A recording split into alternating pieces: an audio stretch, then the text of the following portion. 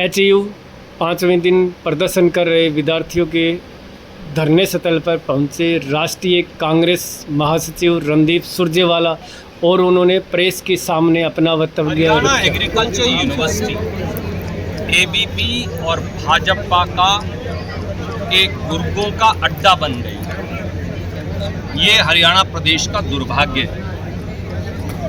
Haryana agriculture university के vice chancellor ABVP के पटके पहनकर उनके निर्देश से कृषि विश्वविद्यालय के बच्चों के सर फोड़े जाते हैं। पिछले मंगलवार को जो हुआ वो शायद हरियाणा की यूनिवर्सिटीज़ में बहुत वर्षों से नहीं हुआ।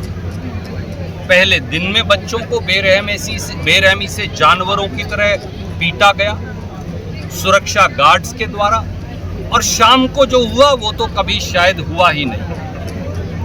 जब चीफ सिक्योरिटी अफसर, जब वाइस चांसलर की चापलूसी करने वाले फैकल्टी के लोग, जब कुलपति के साथ काम करने वाले अधिकारी और रजिस्ट्रार, जब फैकल्टी के लोग ही डंडे लेकर बच्चों का सर फोड़ेंगे, उन पर जानलेवा हमला करेंगे, गुंडागर्दी का आलम फैलाएंगे, अफरा तफरी फैलाएंगे, माफिया की तरह बिहेव करेंगे, तो फिर बच्चों के भविष्य की रक्षा कौन करेगा? और युवाओं की मांग क्या है? क्या श्रीमान नायब सैनी को ये नजर नहीं आती? प्रदेश के शिक्षा मंत्री तो कहते हैं कि मैं कम पढ़ा लिखा हूं। कोई बात नहीं, कम पढ़ा लिखा होने से आदमी अशिक्षित नहीं हो जाता, बच्चों का दर्द समझने से शिक्षित होगा। तो हरियाणा के मुख्यमंत्री क्या कर रहे हैं? उन्हें ये समझ नहीं। बच्चों का वजीफा काट दिया गया, केवल इतना एजिटेशन है। एग्रीकल्चर यूनिवर्सिटी के युवाओं को CGPA 70% जिनको मिलता था, सबको वजीफा मिलता था। BSc वालों को भी, MSc और PhD को भी। वो रूल बदलकर वो वजीफा काटकर केवल 25% संख्या कर दी गई। ग्रामीण पृष्ठभूमि से आने वाले ये बच्चे, छोटे छोटे किसानों के घरों में जन्म लिए ये लड़के और लड़कियां, ये सारी शिक्षा अफोर्ड नहीं कर सकते। केवल ये अपने गुण के आधार पर वजीफा मांग रहे थे, इतनी ही मांग थी। दूसरी मांग ये थी कि जिन गांव ने, जिन सेंटर्स ने अपनी ज़मीन जायदाद यूनिवर्सिटी को रिसर्च के लिए दी है, उनके बच्चों का आरक्षण जारी रहे। इसमें गलत क्या है?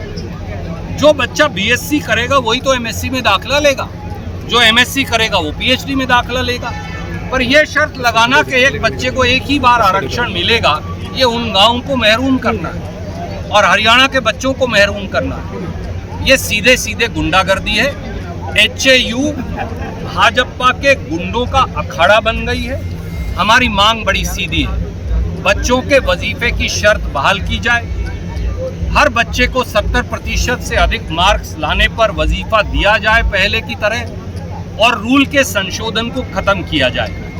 जो LDV की सीट्स कम कर दी है, जो उनका आरक्षण खत्म किया गया है, उसे दोबारा से बहाल किया जाए। जिन सारे फैकल्टी के लोगों ने, सिक्योरिटी ऑफिसर्स ने, वाइस चांसलर के इशारे पर दूसरे लोगों ने, सुरक्षा गार्ड्स ने जिन बच्चों के ऊपर हमला किया है, उन सब पर मुकदमा दर्ज कर गिरफ्तारी हो। वाइस चांसलर और रजिस्ट्रार और उनके साथ इस गुंडागर्दी के नाच में शामिल होने वाले सब अधिकारियों को फौरन बर्खास्त किया जाए, और इसमें गवर्नर और मुख्यमंत्री फौरन इंटरवीन करें। नहीं तो ये साबित हो जाएगा कि ये सब यहाँ वाइस चांसलर अकेले उसकी मिलीभगत से नहीं हुआ, ये इशारा ऊपर से आया है, और ऊपर केवल श्रीमान नायब सैनी खुद बैठे। इसलिए हरियाणा एग्रीकल्चर यूनिवर्सिटी देश की शान है। देश की शान इस विश्वविद्यालय को खत्म करने का जो षड्यंत्र किया जा रहा है भाजपा द्वारा, और इसे भाजपा की दुकान बनाने का जो एक षड्यंत्र किया जा रहा है, इसे फौरी तौर से बंद हो। हम गवर्नर साहब के पास भी जाएंगे, हम मुख्यमंत्री जी के पास भी जाएंगे, डेलीगेशन भी लेकर जाएंगे, मांग भी रखेंगे, और ज़रूरत पड़ी तो ये मांग मैंने वायदा किया है साथियों से कि राष्ट्रीय अध्यक्ष खड़गे जी और लोकसभा में विपक्ष के नेता श्री राहुल गांधी जी तक हम ये मांग लेकर जाएंगे और इनका मांग पत्र वहां भी पहुंचाएंगे। छात्र कह रहे थे कि राहुल गांधी से बात कराइए, आपने भरोसा किया है, तो क्या राहुल गांधी छात्रों से बात करेंगे? मैंने ये छात्र साथियों से कहा कि मैं आपकी बात राहुल गांधी जी तक रखूंगा, सीधा आपका फोन उनको दूंगा। मैं कौन हूँ पंचायती बीच में? राहुल गांधी जी हर जगह जाकर जहाँ जहाँ अन्याय होता है छात्रों पर, युवाओं पर, छात्राओं पर, राहुल गांधी देश के हर कोने में जाते हैं। राहुल गांधी उनकी बात उठाते हैं। मुझे विश्वास है कि जो यहाँ उत्पीड़ित हैं हमारे छात्र सरकार के दमन चक्कर और अन्याय से, राहुल जी इनकी बात भी बड़े ध्यान से सुनेंगे। अब क्या राज्यसभा में ये मसला उठाओगे आप? देखिए, राजनीतिक दल से ऊपर उठकर आपने बहुत लंबे समय इस इलाके में सेवा की है, आपने बहुत लंबे समय युवा और छात्र की राजनीति में सेवा की है। हमारा सबका एक दायित्व है, ये हमारे बच्चे भी हैं, कोई हमारा छोटा भाई है, कोई बहन है, कोई भतीजा है, कोई भतीजी, हम इनको हर तरह की मदद, कानून की, स्वास्थ्य को लेकर और आंदोलन को लेकर और इनकी सब जायज़ मांगों को लेकर हम इसका समर्थन करें।